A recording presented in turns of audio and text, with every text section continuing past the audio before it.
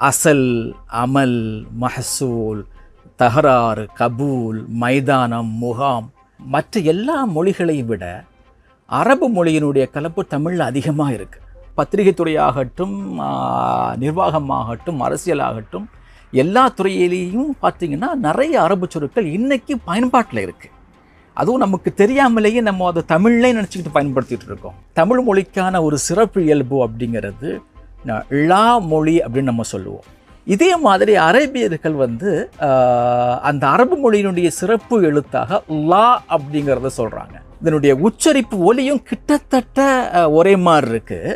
அது மட்டும் இல்லாமல் இன்னொரு ஆச்சரியம் என்ன அப்படின்னா, அந்த எழுத்தினுடைய வடிவமும் ஒரே மாதிரி இருக்கும். ஒரு ஆழமான ஒரு வலுவான இணைப்பு இரு மொழிகளுக்கு மத்தியில் இருந்தால் மட்டுமே, இரு சமூகங்களுக்கு மத்தியில் இருந்தால் மட்டுமே இது சாத்தியம் அப்படிங்கிற உண்மை எனக்கு தெரிஞ்சிச்சு.